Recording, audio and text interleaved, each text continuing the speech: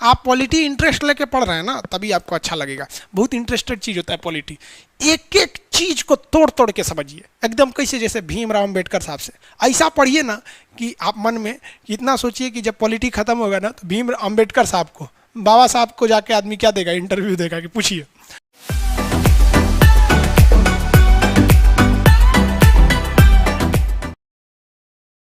चलिए अब स्टार्ट करते हैं हम लोग भाग संख्या 5, पॉलिटी का पार्ट 4, भाग 5। कहाँ से कहाँ तक होगा, तो इसका जो अनुच्छेद होगा, अब आप बताइए, स्टार्टिंग तो आप बता ही सकते हैं भैया, 51 तक तो पढ़ा ही दिए, 51 को भी पढ़ा दिए, तो कंपलसरी ये शुरू होगा 52 से, और ये ससुरा जाएगा 151 तक। 100 गो अनुच्छेद है इसमें, 100। जितने लोग पॉलिटी पढ़ रहे हैं ना, आँख कान नाक सब खोल के सुन लो। अगर 5 भाग छूट गया, अगर आपने भाग 5 नहीं पढ़ा है यानी यहाँ से, तो आपको पॉलिटी पढ़ने से कोई फायदा नहीं। जैसे संविधान वालों ने कहा कि संविधान का रीढ़ है अनुच्छेद 19, आत्मा है 32, कुंजी है प्रस्तावना। अजब बड़ा ठीक है बोलता है।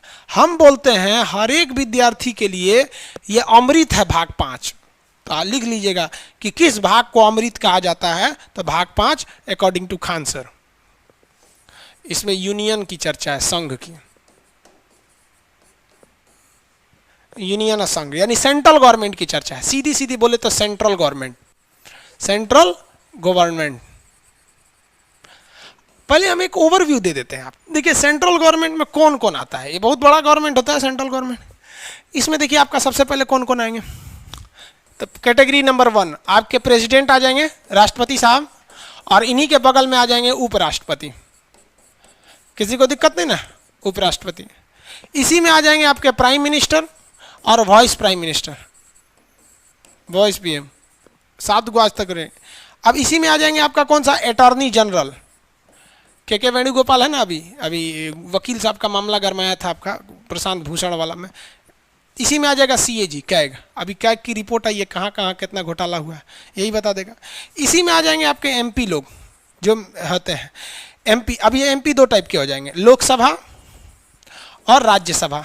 अभी हंगामा हो रहा है ना किसान विधेयक को लेके, सब इसी में पढ़ना है। इसी में आ जाएगा आपका संसद, और संसद के 2 सदन हो जाएंगे, लोकसभा राज्यसभा। अब ये देखिए सब में 3-3 लिख दिए हैं, अरे कोई बात नहीं, नंबरिंग को गोली मारिए। अब इसी में आपका क्या आ जाएंगे, सुप्रीम कोर्ट आ जाएगा। सुप्रीम कोर्ट भी किस में आ जाएगा, इसी में ही आ जाएगा। इसी में आपके प्रस्ताव आ जाएंगे, प्रस्ताव, धन विधेयक प्रस्ताव इसी में। इसी में आपका बजट आ जाएगा।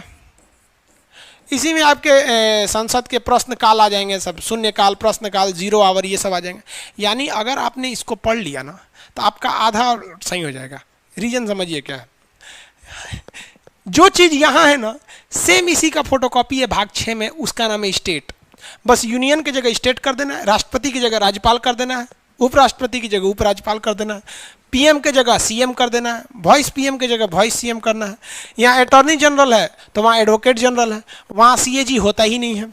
वहाँ एमपी है तो एमएलए कर देना है। वहाँ यहाँ लोकसभा राज्यसभा है, वहाँ विधानसभा विधान परिषद कर देना है। यहाँ पढ़ेंगे संसद, वहाँ पढ़ेंगे विधानमंडल। यहाँ पढ़ेंगे सुप्रीम कोर्ट, वहाँ पढ़ेंगे हाई कोर्ट।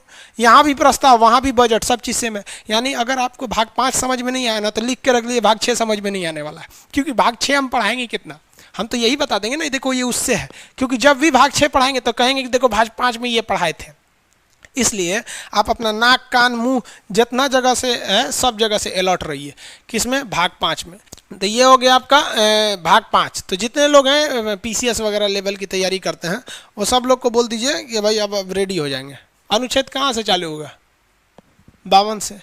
तो इसमें पहले ही चर्चा है राष्ट्रपति की, एकदम शुरुआत करना है राष्ट्रपति से, उसके बाद उपराष्ट्रपति, उसके बाद अटॉर्नी जनरल, उसके बाद संसद मतलब प्रधानमंत्री वगैरह, संसद, लोकसभा, राज्यसभा, प्रस्ताव, बजट, बजट के बाद आपका सुप्रीम कोर्ट, सुप्रीम कोर्ट के बाद सीएजी, खत्म।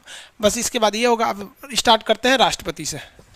राष्ट्रपति बड़ी झमेला होता है। प्रेसिडेंट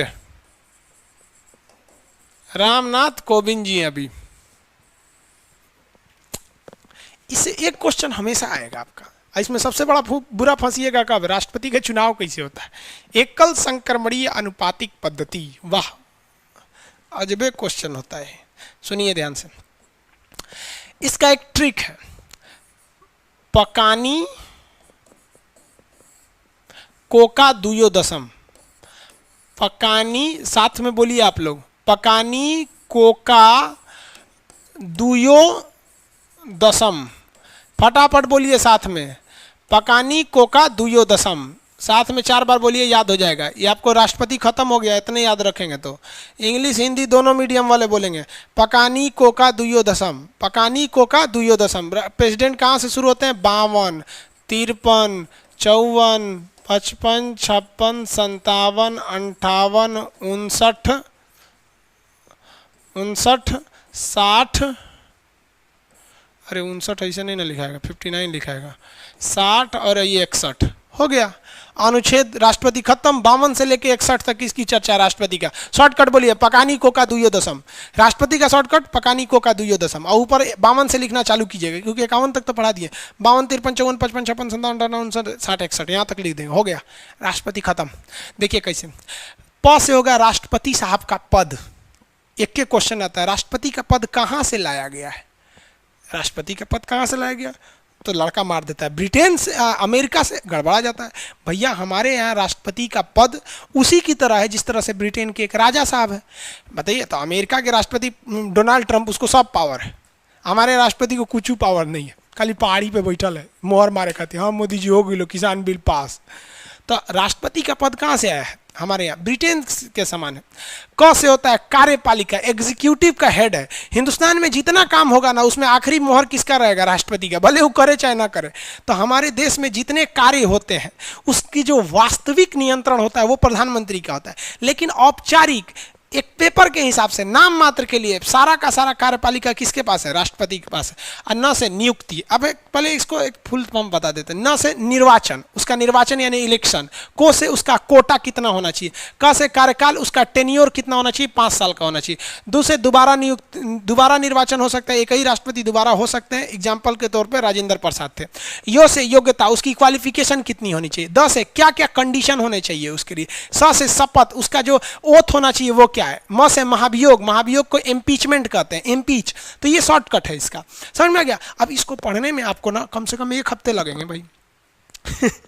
अब आप सोचेंगे सर इतनी तक 1 हफ्ता लगे, बहुत जरूरी है, और इतना पढ़ लेंगे ना तो एग्जाम में क्वेश्चन नहीं छूटेंगे। शॉर्टकट ट्रिक बोलिए, पकानी कोका दुयो दशम। शॉर्टकट फटाफट बोल बबुआ, अकेले बैठ के पढ़ा करो, नहीं बोलोगे शर्माओगे तो बहुत ज़्यादा दिक्कत हो जाएगा। पकानी कोका दुयो दशम बोलते जाइए, पकानी कोका दुयो दशम। समझ आ गया। अब इसका एक एक बार इंप्लीमेंट करेंगे ना तो ऑटोमेटिक आपको याद हो जाएगा। अभी आपको कंफ्यूजन होगा नी से क्या होगा, जब पूरा पढ़ लेंगे तो आपको ऑटोमेटिक याद हो जाएगा। कहाँ से शुरू होगा? 52 से, खत्म हो जाएगा 61। 1 2 3 4 5 6 7 8 9 10, 10 अनुच्छेद में राष्ट्रपति खत्म। 52 से 61 स्टार्ट किया जाए। चलिए स्टार्ट करते हैं। अनुच्छेद 52 राष्ट्रपति का पद। भैया ये कहाँ से आया है? ब्रिटेन से आया है, जिसे शॉर्टकट में यूनाइटेड किंगडम कहते हैं। ये किसके समान है? ब्रिटेन की महारानी के समान।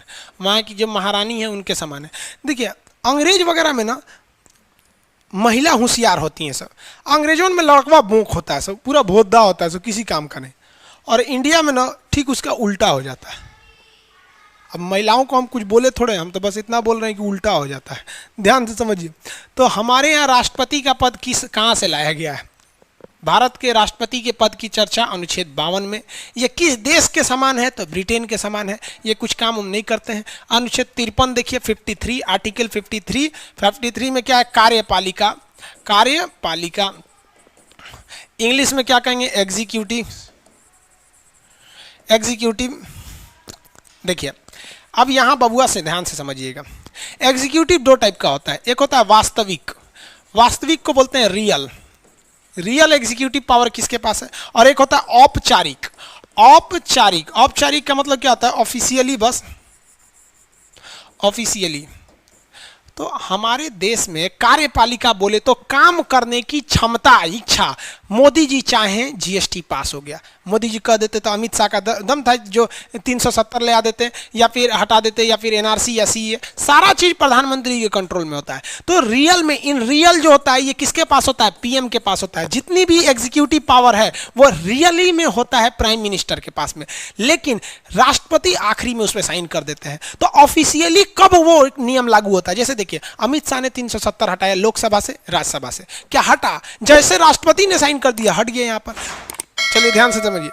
तो ऑफिशियली पावर जो होता है वो किसके पास, सॉरी रियल में जितना पावर है वो किसके पास होता है?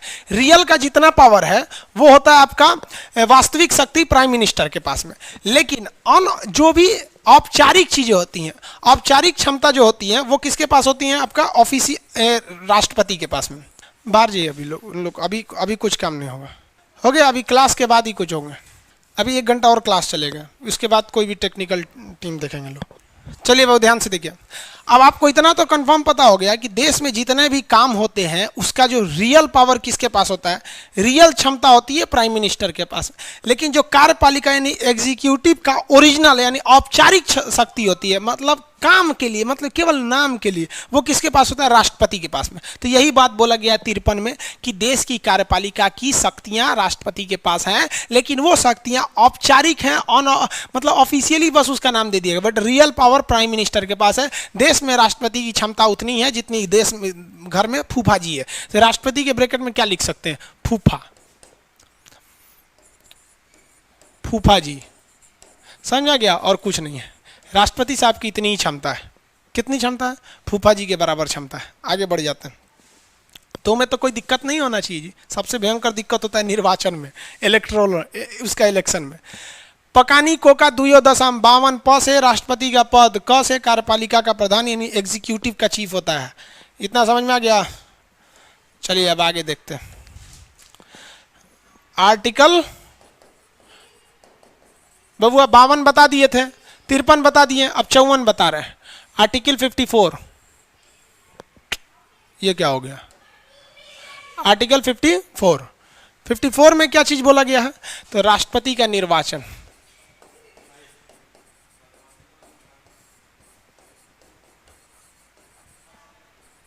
इलेक्शन। तो भैया राष्ट्रपति का इलेक्शन होता है। क्या होता है? राष्ट्रपति साहब का इलेक्शन। ये अगर आप पढ़ लिए ना तो इसमें बहुत ही कंफ्यूजन है, इसको एकदम ध्यान से पढ़िएगा।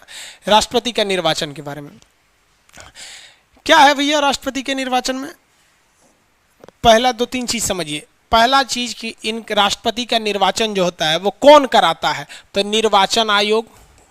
कौन कराएंगे? निर्वाचन आयोग। इंग्लिश में कहते हैं इलेक्शन कमीशन, इनका निर्वाचन कराते हैं। इनका निर्वाचन कैसे होता है? वोट कौन डालता है? तो इनका निर्वाचन के लिए एक होता है निर्वाचक मंडल। निर्वाचक मंडल, निर्वाचक मंडल को क्या कहते हैं? Electoral committee. Electoral committee, electoral committee कहिए, इलेक्टोरल कहिए, एक ही बात होता है। निर्वाचक मंडल यानी हम लोग क्या राष्ट्रपति के निर्वाचन में भाग ले सकते हैं? नहीं लेंगे भैया, वही लोग लेंगे जो इस निर्वाचक मंडल में है। तो हम ये यही निपटा देते हैं कि कौन कौन है इस निर्वाचक मंडल में। तो देखो भैया कौन कौन है, देखिए पहले यहां समझिए फिगर के हिसाब से। जो देश होता है ना, इस देश को चलाने के लिए एक संसद होता है। क्या होता है? संसद। यही इस देश के लिए कानून बनाता है। इसके 2 हिस्सा होते हैं, एक लोकसभा, एक राज्यसभा। वैसे ही जो राज्य होता है, स्टेट, इसे चलाने के लिए विधान मंडल होते हैं। विधान मंडल, इस विधान मंडल में भी 2 हिस्सा होता है, 2 कमरे होते हैं। विधान मंडल एक घर का नाम है, संसद एक घर का नाम है। इस घर में 2 कमरे, लोकसभा और राज्यसभा। उसी तरह से राज्य को चलाने के लिए विधान मंडल होते हैं, इसमें भी 2 कमरे। एक का नाम है आपका विधानसभा और एक का नाम है विधान परिषद। विधानसभा और एक का नाम है विधान परिषद। ठीक है, 2 चीजें होते हैं, एक यहां हो गया सभा, इधर हो गया विधान परिषद। समझिए राष्ट्रपति साहब के निर्वाचन में, किसमें? राष्ट्रपति साहब के निर्वाचन में लोकसभा भाग लेती है, राज्यसभा भाग लेती है, ठीक है, विधानसभा भाग लेती है, लेकिन विधान परिषद भाग नहीं लेती है। विधान परिषद भाग नहीं लेती है। अब बात सवाल ये हो गया कि ससुरा इसको साइड क्यों किया, कुछ ना कुछ सोच के किया होगा कि नहीं, आखिर विधान परिषद को क्यों साइड किया। तो एक्चुअली क्या है कि हमारे जितने राज्य हैं उन राज्य में से केवल 7 ही ऐसे राज्य हैं जिनके पास विधान परिषद है। तब ये एक बात बताइए, अगर संविधान में कह देगा कि विधान परिषद भी भाग लेगा तो ये 7 ही राज्य आ पाएंगे, बाकी के राज्य नहीं आ पाएंगे, तो ये तो एक पक्षपात हो जाएगा। तो कहा गया है कि जब पूरे राज्यों में, पूरे देश के हर एक स्टेट में जिस दिन विधान परिषद आ जाएगा, देखिए अब आप लोग कंफ्यूज होंगे सर विधान परिषद क्या है, तो ये टॉपिक थोड़ी है, ये टॉपिक थोड़ी है संसद है, संसद जब आएगा तो पूरा बताएंगे, ये आएगा तो पूरा बताएंगे। अभी राष्ट्रपति है, मेन फोकस आप राष्ट्रपति पे रखिए। विधानसभा, बिहार में विधान परिषद है, यूपी में भी है, समझ में गए, झारखंड में भी है, जम्मू कश्मीर में था, वहाँ पे तोड़ ताड़ दिया अलग से, तो यहाँ पे इन्हीं राज्यों में विधान परिषद है। तो आप बताइए संविधान वालों ने क्या गलत कर दिया, क्या गलत किया कि उन्होंने कह दिया कि भैया विधान परिषद जो है वो भाग नहीं ले सकती है। कुछ गलत किया? नहीं गलत किया। यहाँ पर क्यों नहीं गलत किया? क्योंकि उन्हें पता है भैया कि विधान परिषद जो है वो केवल और केवल कितने राज्यों में है? 7 राज्यों में है। जिस दिन 7 राज्य पूरे राज्य में आ जाएगा उस दिन लागू हो जाएगा। तो आपसे यूपीएससी वगैरह में जब लिखिएगा तो ये नोट करके जरूर लिख दीजिएगा कि विधान परिषद को अनुमति नहीं है इलेक्टोरल कमिटी में, निर्वाचक मंडल में, क्योंकि हर एक राज्य में विधान परिषद नहीं है। जब आ जाएगा तो लागू कर दिया जाएगा। समझ में आ गया? कौन कौन भाग लेता है? लोकसभा, राज्यसभा, विधानसभा, वहां से दिल्ली से लोकसभा, राज्यसभा, और हर एक राज्यों से विधानसभा। अब हर एक राज्य में विधानसभा है। इसके अलावा 2 और ऐसे भी कई राज्य हैं जहां पे विधानसभा है लेकिन वो केंद्र शासित है। जैसे जम्मू कश्मीर केंद्र शासित होने के बावजूद वहां विधानसभा है, दिल्ली केंद्र शासित होने के बावजूद वहां विधानसभा है, आपका पांडिचेरी केंद्र शासित होने के बावजूद विधानसभा। ये केंद्र शासित को अलग कंसेप्ट है, उसको समझाएंगे। यानी ओवरऑल में आप यही कह सकते हैं कि देश की लोकसभा, राज्यसभा, विधानसभा भाग लेती है। इसको इसलिए इसको क्यों हटाया गया समझ में आ गया। इसके अलावा एक बात बताइए, ये जो राष्ट्रपति होता है ना, राष्ट्रपति अपनी इच्छा से राज्यसभा में 12 लोगों को मनोनीत कर देता है, मतलब उसे नॉमिनेट कर देता है कि आप विज्ञान में अच्छी रुचि रखते हो, समाज सेवा, मान लीजिए हमको नॉमिनेट कर दिए राज्यसभा में 12 को, और लोकसभा में भी 2 को मनोनीत कर देते हैं। मनोनीत का मतलब अपनी इच्छा अनुसार चुन देते हैं कि आप अच्छा आदमी हैं, आप भी इसमें आइए। आप सचिन तेंदुलकर का नाम डाल दिया गया था, रेखा जो हीरोइन है उसको नाम डाल दिया गया, बड़े बड़े लोग का नाम उसमें डाला गया है। जैसे आप कई बार जावेद अख्तर साहब, कई ऐसे ऐसे गायकार हो गए, कला से संबंधित, विज्ञान से संबंधित, समाज सेवा से संबंधित, उनको राष्ट्रपति कहते हैं कि आइए आप भी यहाँ बैठिए और देश में भाग लीजिए। एक बात बताइए, अपने मन से सोचकर, ध्यान से सोचिएगा कि जिस राष्ट्रपति ने इस 12 को यहाँ चुनकर भेजा है बिना इलेक्शन के अपने मन से, और जो 2 एंग्लो इंडियन को इधर भेजा है, एंग्लो इंडियन को, अब आप कहेंगे एंग्लो इंडियन क्या है, अभी आगे समझाएंगे। तो ये अगर मान लीजिए जिस राष्ट्रपति ने इधर 12 को भेजा और इधर 2 को भेजा, वही राष्ट्रपति यदि अगली बार चुनाव में दोबारा उठ जाए, क्योंकि राष्ट्रपति को दोबारा उठने का अधिकार है, दोबारा उठ जाए तो उसे देगा कि नहीं देगा ये अलग मैटर है, लेकिन ये ससुरे 12 जरूर उसी को देंगे, क्योंकि इन्होंने, उसी ने इसको लाया था संसद में, और ये भी लाएंगे। जैसे देखिए ना, हमारे सुप्रीम कोर्ट के मुख्य न्यायाधीश जो रिटायर हो गए, रंजन गोगोई साहब, उन्हें राष्ट्रपति रामनाथ कोविंद ने चुन दिया राज्यसभा के लिए। अगली बार अगर रामनाथ कोविंद फिर उठेंगे तो रंजन गोगोई ने कहेंगे भाई साहब आप ही तो हमको लाए थे, हम तो रिटायर हो गए थे, आप ही को वोट देंगे। तो संविधान वालों ने कहा कि ये पक्षपात हो जाएगा। क्यों पक्षपात हो जाएगा? कि अगर हम जो मनोनीत सदस्य हैं, मनोनीत सदस्य का मतलब होता है जो भी मतलब उनके द्वारा नॉमिनेटेड है, उनको देंगे तो वही राष्ट्रपति दोबारा उठेगा, तो पक्षपात हो जाएगा। इसलिए ये चुनाव में वोट नहीं डाल सकते, कभी नहीं डालेंगे ये, और ये भी वोट नहीं डाल सकते हैं। इसका मतलब ये हुआ कि राष्ट्रपति के चुनाव में केवल और केवल निर्वाचित सदस्य भाग लेते हैं, जिनका वोट हुआ है, नॉमिनेटेड लोग भाग नहीं देते हैं। तो आप बताइए, आप कैसे इसका जवाब दीजिएगा? तो क्या कहेंगे? राष्ट्रपति के निर्वाचक मंडल द्वारा होता है। इसमें लोकसभा, राज्यसभा तथा विधानसभा के केवल निर्वाचित सदस्य होते हैं, मनोनीत नहीं होते हैं, क्योंकि पक्षपात का डर हो जाता है। तो कौन कौन वोट देता है समझ में आ गया? किसी को दिक्कत नहीं ना? चलिए तो एक क्वेश्चन बताइए फटाफट। अभी एंग्लो इंडियन समझा देते हैं क्या होता है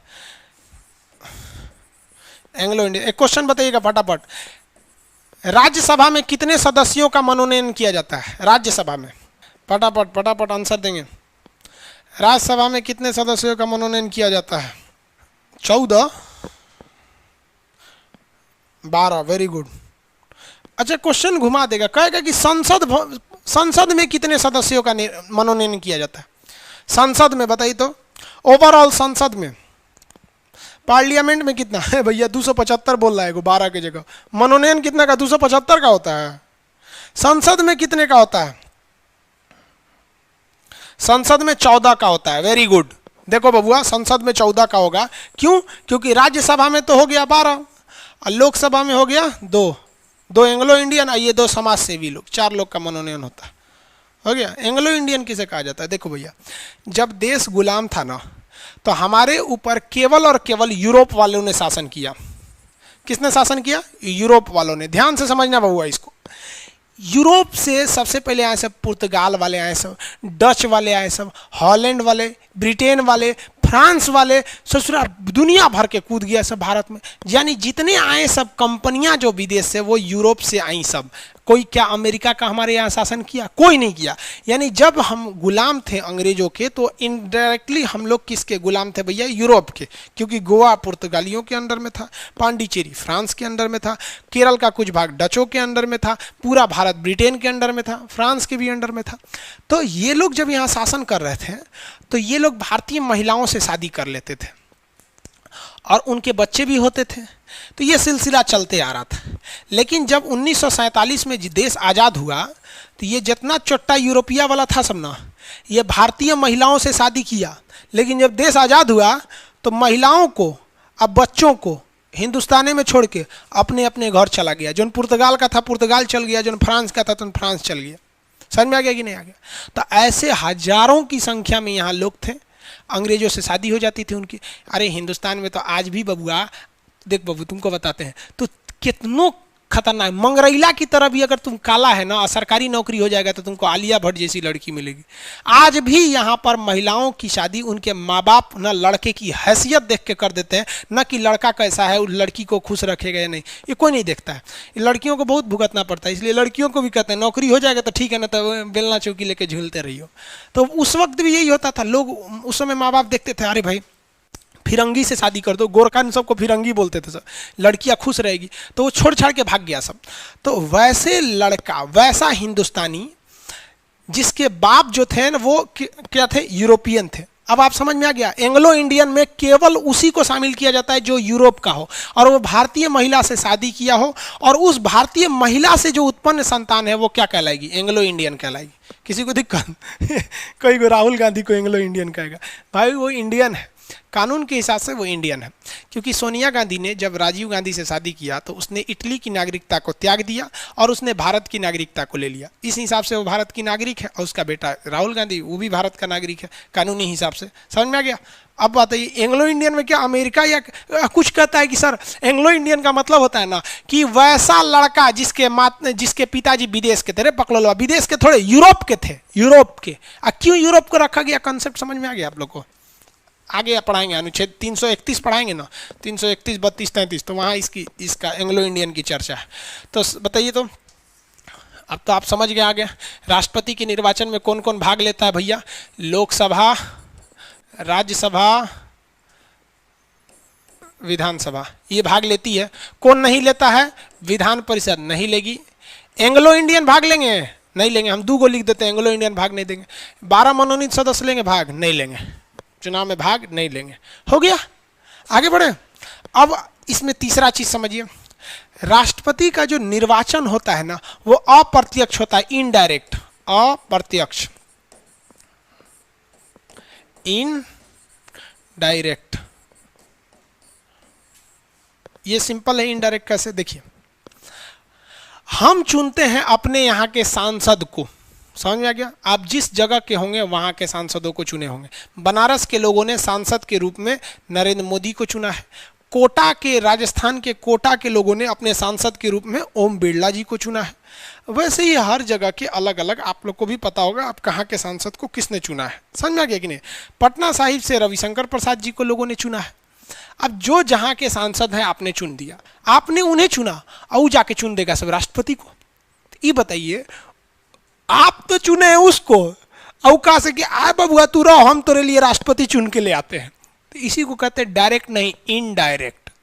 जबकि प्रधानमंत्री का चुनाव डायरेक्ट, प्रधानमंत्री का, लोकसभा का चुनाव डायरेक्ट। हम वोट दे के जाते हैं कि अब की बार मोदी सरकार, अब की बार फलाना की सरकार, समझ में आ गया कि नहीं आ गया, अब की बार यमराज की सरकार, जिसकी भी सरकार लानी है आप ला सकते हैं, डायरेक्ट देते हैं। कभी बोले हैं अब की बार रामनाथ कोविंद की सरकार, अगले दिन पता चलता है भाई राष्ट्रपति तो रामनाथ कोविंद हो गए। एपीजे अब्दुल कलाम कॉलेज में पढ़ा रहे थे, अचानक फ़ोन किए अटल बिहारी वाजपेयी कि कलाम साहब 5 मिनट समय है, आप हमें आपसे बात करना है। क्योंकि पता था उनको कि ये शिक्षक व्यक्ति हमेशा पढ़ाते रहते हैं, तो कहें कि हम तो क्लास ले रहे हैं, हम आपको 10 मिनट बाद कॉल करेंगे। सोचिए अब्दुल कलाम को कि देश का प्रधानमंत्री उनको फोन कर रहा है और वो कह रहे हैं कि हम 10 मिनट बाद आपके कॉल को रिसीव करेंगे क्योंकि हम अभी पढ़ा रहे हैं आपको। ऐसे ही कोई अब्दुल कलाम की इज्जत नहीं करता है बाबू। तो अब बताइए, और अटल बिहारी वाजपेयी भी देखिए कितने अच्छे थे, वरना आज का प्रधानमंत्री अगर फोन करेगा आपको कह देंगे कि हम 5 मिनट बाद बंद करेंगे, सोचो सीबीआई जांच लगा देगा, इनकाउंटरे करा देगा, है कि नहीं आपको। लेकिन वो भी बेचारे कितने सम्मानित थे अटल बिहारी वाजपेयी, प्रधानमंत्री होकर अहंकार नहीं किया कि चलो भाई पढ़ा रहे हो। जब वो निकले तो कॉल बैक किए, तो इन्होंने कहा, ये गुस्सा हो जाते हैं कि क्या समझे आपने, बड़ बड़का वैज्ञानिक बन गए, हमारा कॉल को कहते हैं 10 मिनट बात करेंगे। तो बेचारे बहुत श्रद्धा से कहें कि अब्दुल कलाम साहब हम आपको एक बहुत बड़ी जिम्मेदारी देने जा रहे हैं। तो पूछे क्या कहने चाहे, तो हम आपको राष्ट्रपति बनाने जा रहे हैं। तो अब्दुल कलाम कह रहे हैं हम आज मुखिया का चुनाव ना लड़े हैं, आप हमारा राष्ट्रपति बना रहे हैं।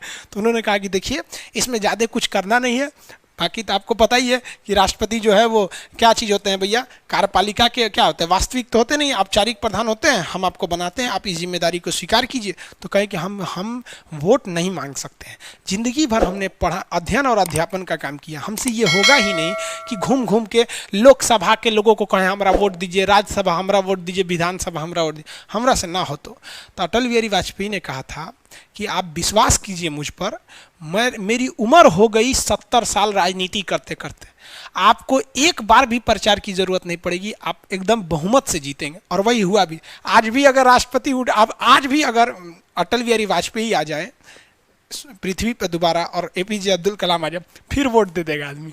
क्योंकि हम लोग वो खुशनसीब से हैं जिन्होंने एक साथ राष्ट्रपति के रूप में इतने योग्य अटल बिहारी वाजपेयी और इतने योग्य राष्ट्रपति और प्रधानमंत्री दोनों देखा।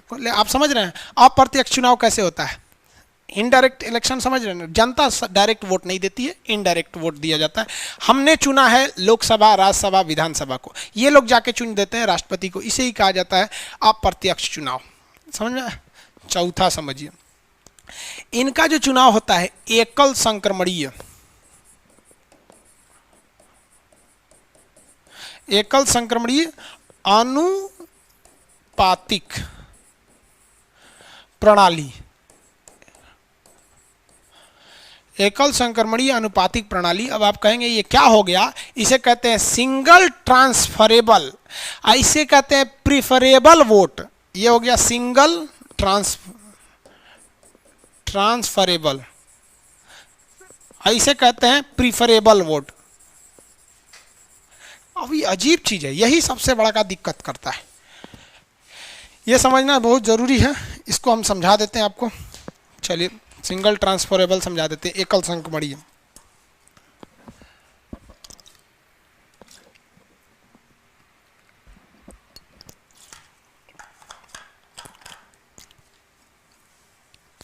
देखिए बाबू, पहले आपको पढ़ना पड़ेगा अनुपातिक प्रणाली क्या है, उसके बाद आपको समझ में आएगा एकल संक्रमणीय क्या है।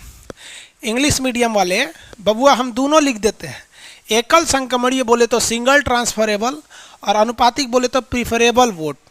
इसके लिए अलग से पन्ना लेना पड़ेगा। चलिए समझाते हैं, अनुपातिक पद्धति समझा देते हैं। देखिए राष्ट्रपति के चुनाव में आपको सबको वोट देना पड़ता है, जितने लोग खड़े रहेंगे।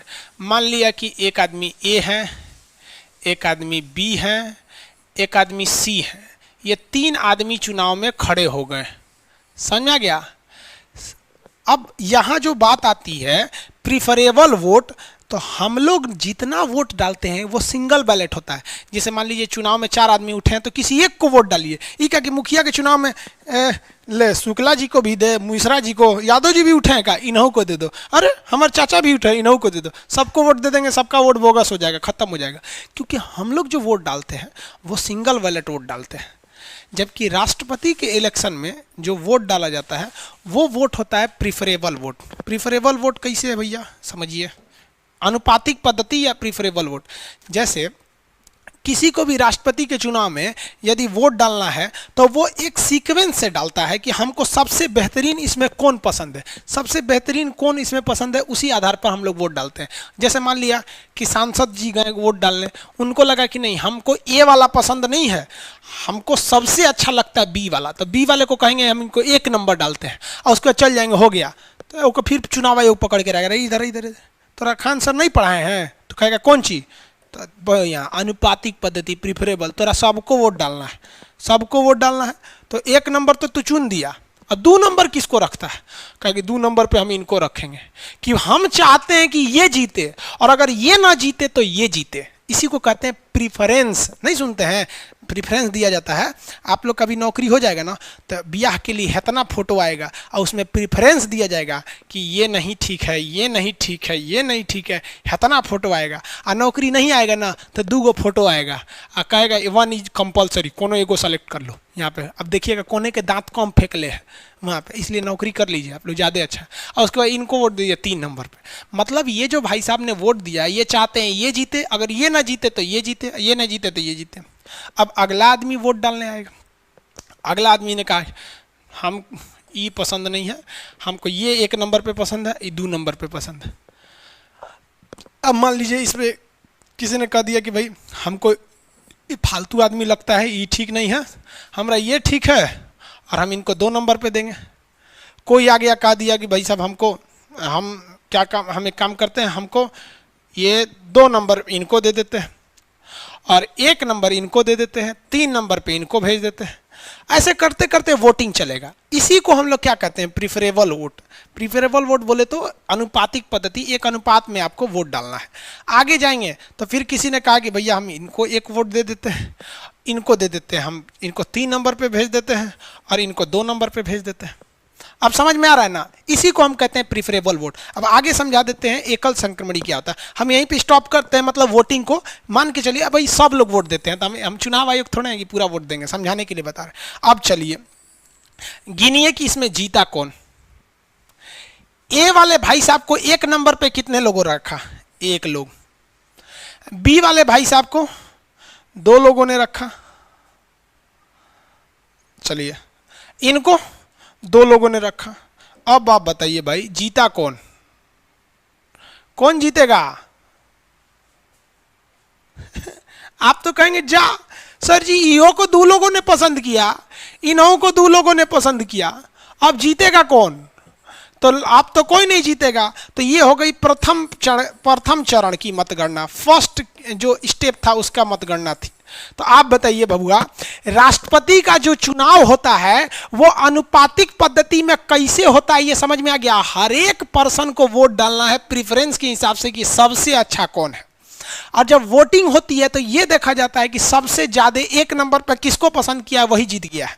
अब लो ना भैया, ये तो सबसे पहले फेंका गए, ये तो फेंकाइए गए, हटा भैया तू फेंका गया वहां पे। अब इसमें इसको किसको वोट दीजिएगा, लफड़ा हो गया ससुरा, दिक्कत हो गया यहाँ। अब बात आती है दूसरे चरण की मतगणना।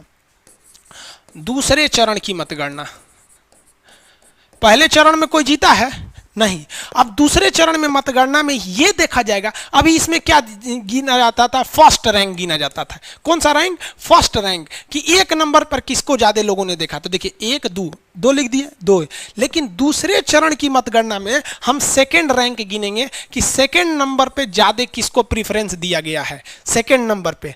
तो देखिए तो सेकंड नंबर पे किसको प्रीफरेंस दिया गया है, इनको सेकंड नंबर पे कितने लोगों ने रखा है, केवल 1 व्यक्ति सेकंड नंबर पे रखा है, तो सेकंड नंबर पे इसको रख दिया गया, हो गया।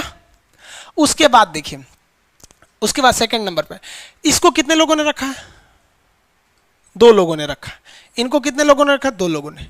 अब बताइए भैया कौन जीता, आंसर दीजिए कौन जीता फटाफट,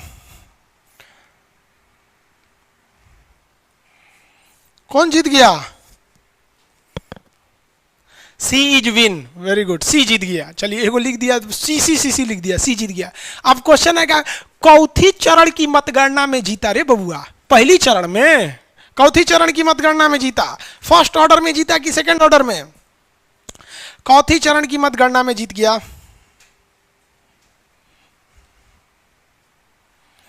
सेकंड ऑर्डर में, हाँ तीसरे चरण में बोलते रहे बकलोल, 3 नंबर देखता है तुम। पहला चरण में 1 नंबर की काउंटिंग की जाती है, इसको 1 नंबर पे केवल 1 लोग रखा था। दूसरा चरण में ना जीता, हाँ चलिए दूसरे चरण में जीता। अब हम आपसे क्वेश्चन पूछते हैं, देखते हैं कितने लोग को पहले से पता है कि भारत में अब तक के राष्ट्रपति के चुनाव में मात्र एक ही ऐसे राष्ट्रपति थे जिनके पहले चरण की मतगणना में वो नहीं जीत पाए थे, उनके लिए दूसरे चरण की मतगणना की थी। एकमात्र ऐसे राष्ट्रपति जिनके लिए दूसरे चरण की मतगणना हुई थी, बोलिए कौन से ऐसे राष्ट्रपति थे? आंसर देखते हैं, कौन से राष्ट्रपति के लिए दूसरे चरण की मतगणना का उपाय किया गया था? क्या क्या बता रहे हैं? कोई बीवी गिरी बता रहे हैं, कोई नीलम संजीवा रेड्डी बता रहे हैं। बीवी गिरी, नीलम संजीवा रेड्डी, चौधरी चरण सिंह। चलिए अच्छा है, ट्विस्ट इसमें बहुत अच्छा है, छोड़ देते हैं, आप पता करके लाइएगा, ठीक है। अच्छा है, कम से कम आप लोग भी तो घर पे कुछ रिसर्च करते रहिए, कौन से ऐसे राष्ट्रपति थे जिनके लिए दूसरे चरण की मतगणना करनी पड़ी थी। अब आप बताएंगे, ये तो समझ में आ गया। तो इसका मतलब आपको राष्ट्रपति का अनुपातिक पद्धति समझ गया, प्रथम और द्वितीय। मान लीजिए यहां भी बराबर हो जाता, सपोज कीजिए यहां भी बराबर होता, तब कौन जीतता? देखते हैं कितने लोग बता रहे हैं। अगर मान लीजिए दूसरे चरण में बराबर हो जाता तो तीसरे चरण में कौन जीतता? हम देखते हैं कौन बता सकता है। अगर बराबर हो जाता, सपोज बराबर हो जाता तो कौन जीतता? फटाफट बताइए कौन जीतता तीसरे चरण में? फटाफट फटाफट, तीसरे चरण में कौन जीतता अगर बराबर हो जाता तो? एबीसी में कौन जीतता? फटाफट, तीसरे चरण में कौन जीतता? बकलुआ खान साहब बोल रहा है, वेरी गुड।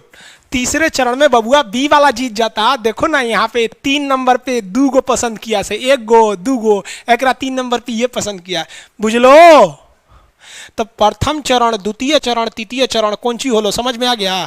समझ में आ गया कि नहीं आ गया? अनुपातिक पद्धति समझ में आ गया? अब बच गया कौन सी? एकल संक्रमणीय। ये कौन सी होता है? एकल संक्रमणीय उसे कहते हैं कि वैसा व्यक्ति जो पहले चरण में फेंका गया। कौन फेंकाया इसमें? पहला चरण में, पहले चरण में इसको कौन फेंका गया? पहले चरण में फेंका गया व्यक्ति नंबर ए। तो जो एकल संक्रमणीय होता है, जिसे हम लोग कहते हैं सिंगल ट्रांसफरेबल, ये क्या चीज होता है सिंगल ट्रांसफरेबल? देखिए क्या होता है सिंगल ट्रांसफरेबल, कि वैसा उम्मीदवार जो पहले चरण की मतगणना में फेंका गया है, इसके सारे वोटों को लेकर, इसके वोटों को लेकर जो बचे हुए उम्मीदवार हैं उनमें बांट दिया जाता है। इसे हम लोग कहते हैं सिंगल ट्रांसफरेबल, एकल संक्रमणीय। यानी एगो का लेके इन सब में हौड़ दीजिए, संक्रमणित कर दीजिए, उसी को कहते हैं एकल संक्रमणीय। एकल संक्रमणीय वैसी व्यवस्था है जिसमें जो पहले चरण में फेंका गया व्यक्ति है उसके वोट को लेकर दूसरे को मिला दिया जाता है। अब आप कहेंगे कि इससे फायदा कौन सी होगा मिला देंगे? तो फायदा यही होगा कि जो हारा है तो तुम बाहर जाओ भैया, तुम्हारे जीतने की संभावना नहीं है, और जो जीतेगा वो एक अच्छे खासे वोट से जीतेगा ताकि उसे बहुमत अच्छा खासा दिखाई दे। समझ में आया कि नहीं? बस इसी को ध्यान में रख के इसे मिला दिया गया, बाकी कोई चीजें नहीं है। तो देखिए, वरीयता क्रम में वोट डालने की क्रिया को प्रिफरेबल या अनुपातिक पद्धति कहते हैं। आप समझ में आ गया आप लोग को? मतगणना कितने चरणों में होती है भैया? कितने भी चरण में जा सकती है। मैक्सिमम कितने चरण हो सकते हैं? कितने लोग बता सकते हैं? मतगणना के मैक्सिमम कितने चरण हो सकते हैं? क्या यहां चौथा चरण पॉसिबल है? सोच के देखो भाई, पॉलिटी भी फिजिक्स की तरफ पढ़िए, सोच सोच के। क्या इसमें चौथा चरण पॉसिबल है? कौन बोलता है हाँ या ना? देखिए, चौथा चरण पॉसिबल है क्या? इसमें चौथा चरण पॉसिबल है? कौन बोल दिया भैया यस? भैया चौथा चरण में कौन सी का गिनती कीजिएगा आप? तीसरा चरण में कोई ना कोई जीत ही जाएगा, फिर बचेगा कौन? चौथा नंबर पे वोट किसको डालेंगे? नहीं पॉसिबल है भैया, चौथा चरण नहीं पॉसिबल है, यस मत बोलिए। तो इससे हम एक निष्कर्ष पर पहुंच गए रे बाबू कि चरणों की संख्या जो होती है वो उम्मीदवारों की संख्या पर डिपेंड करता है। यानी अगर 10 गो उम्मीदवार उठेगा तो 10 चरण की मतगणना की संभावना हो सकती है, हालांकि जीत जाते हैं से पहले चरण में। तो बताइए, तो आप बताइए, अगर मान लीजिए कि 7 गो उम्मीदवार उठे हैं तो चरणों की संख्या कितनी हो जाएगी? 7 उम्मीदवार में चरणों की संख्या 7 अगर उम्मीदवार उठे हैं तो कितने हो सकते हैं? 7 उम्मीदवार में 7 चरण, 8 उम्मीदवार में 8 चरण, यहाँ 3 उम्मीदवार थे 3 चरण हो गया। समझ में आ रहा है कि नहीं आ रहा है? किसी को कोई दिक्कत नहीं है? एकल संक्रमण, अरे बच्चा का चीज होता है जी एकल संक्रमणी। एकल संक्रमणी का मतलब क्या हो गया? जो कम वोट पाया उसका छीन के बाकी जो बचे हुए उम्मीदवार हैं उसमें बराबर बराबर बांट दीजिए, हो गया एकल संक्रमणी हो गया। अनुपातिक पद्धति यानी प्रिफरेबल का मतलब क्या होगा? ठुकू ठुकू वोट दीजिए, 1 नंबर 2 नंबर 3 नंबर।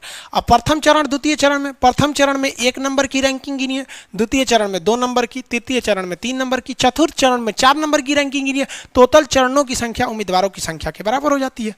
समझ में आ गया? राष्ट्रपति का निर्वाचन, राष्ट्रपति का निर्वाचन समझ में आ गया आप लोगों को? यहाँ आते हैं वापस। भाग 5 में किसकी चर्चा है? संघ, सेंट्रल गवर्नमेंट की चर्चा है। अनुच्छेद 52 से 53 तक शुरू होता है। 52 में क्या है? राष्ट्रपति का पद ब्रिटेन की महारानी के समान है, औपचारिक। क से कार्यपालिका का प्रधान, एग्जीक्यूटिव का जो चीफ होता है, लेकिन वो रियल चीफ कौन होता है? कार्य आदि मतलब वास्तविक रूप से शक्ति किसके पास होती है? पीएम साहब के पास होती है। लेकिन औपचारिक रूप से इसे नॉर्मली भाई ऑफिशियली खाली मोहर मार दीजिए, कौन है? राष्ट्रपति। राष्ट्रपति जी किसके समान है? फूफा के समान है। समझ में आ गया कि नहीं? राष्ट्रपति जी किसके समान है? फूफा के समान है। आगे बढ़े। राष्ट्रपति के निर्वाचन की चर्चा किसमें? 54 में। राष्ट्रपति का इलेक्शन 54 में है। 54 में इलेक्शन। अब तो याद हो जाएगा ना जी, बड़ी अभी इलेक्शन में बड़ी कुछ पढ़ना है आपको, अभी खत्म कहाँ हुआ इलेक्शन। 54 में इलेक्शन या निर्वाचन होता है। निर्वाचन कौन करता है? निर्वाचन आयोग। निर्वाचन आयोग की चर्चा 324 पढ़ाएंगे तब बताएंगे आपको। चलिए, निर्वाचन कौन करता है? तो एक निर्वाचक मंडल करता है, इलेक्टोरल कमेटी करती है। उस कमेटी में हम शामिल हैं? नहीं है। कौन कौन है? 3 आदमी है, 3 आदमी नहीं है। लोकसभा, राज्यसभा, लोकसभा, राज्यसभा, विधानसभा है। लोकसभा, राज्यसभा, विधानसभा है। विधान परिषद एंग्लो इंडियन और 12 मनोनीत सदस्य नहीं है। लोकसभा में कितने सदस्यों का मनोनयन होता है? 2। राज्यसभा में 12। ओवरऑल संसद में 14।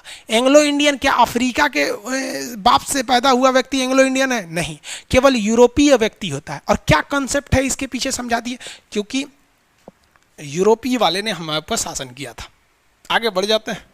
यहाँ तक तो हो ही गया। निर्वाचक मंडल में एकल संक्रमणी है, जो कम वोट पाया पहले चरण में फेंकाया उसका दोनों में बांट दीजिए। अनुपातिक सबको वोट डालिए। चरणों की मतगणना हो गई यहाँ पे। अब वोट का वैल्यू क्या होता है? अब आप सुने होंगे कि रामनाथ कोविंद को 8 लाख वोट मिल गया। ये कैसे हो गया? बैटरी चेंज कीजिए जी थोड़ा। चलिए, आप समझ गए? आगे समझ में गए? बाप रे बाप, बोलिए हम आप गए हैं समझाते समझाते।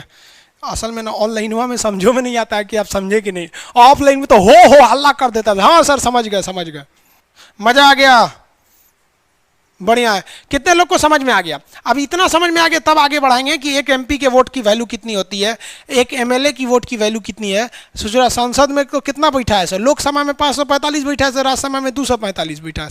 और वोट पाता है सर 8 लाख 7 लाख। इतना वोट कैसे पा जाता है सब? आखिर इतना वोट आ कैसे गया इन लोग के पास? तो ये सब भी समझना आप लोग के लिए जरूरी है। आप पॉलिटी इंटरेस्ट लेके पढ़ रहे हैं ना, तभी आपको अच्छा लगेगा। बहुत इंटरेस्टेड चीज होता है पॉलिटी। एक एक चीज को तोड़ तोड़ के समझिए, एकदम कैसे जैसे भीमराव अम्बेडकर साहब से ऐसा पढ़िए ना कि आप मन में इतना सोचिए कि जब पॉलिटी खत्म होगा ना तो भीम अम्बेडकर साहब को, बाबा साहब को जाके आदमी क्या देगा? इंटरव्यू देगा कि पूछिए। तो आज के क्लास में इतना ही रहने देते हैं। कल हम आपको पढ़ाएंगे कि एक एमपी का वोट कितना होता है, एक एमएलए का वोट कितना होता है। इसको दोनों को जोड़ देंगे तो टोटल वोट की वैल्यू कितनी होती है, कैसे इस वोट की वैल्यू को निकाला जाता है। और राष्ट्रपति साहब का क्या चीज? कोटा होता है। तो इसका मतलब हम लोग कहाँ तक देख लिए थे? यहाँ देखिए, राष्ट्रपति का निर्वाचन देख लिए हैं, कल कोटा देख लेंगे और उसके बाद से फिर क्या देख लेंगे? कार्यकाल। धीरे धीरे ये सब खत्म कर देंगे। 1 हफ्ता लगेगा राष्ट्रपति को खत्म होने में, क्योंकि देख रहे हैं ना, आपको तो लग रहा था कि छोटा सा अनुच्छेद है निर्वाचन। अब क्वेश्चन बताइए, तो राष्ट्रपति की नियुक्ति होती है? जो हम आपसे पूछते हैं, राष्ट्रपति साहब जो प्रेसिडेंट है, राष्ट्रपति, इनका क्या होता है? एक होती है नियुक्ति। नियुक्ति का मतलब होता है सिलेक्शन। क्या इनका नियुक्ति होता है या फिर इनका निर्वाचन होता है?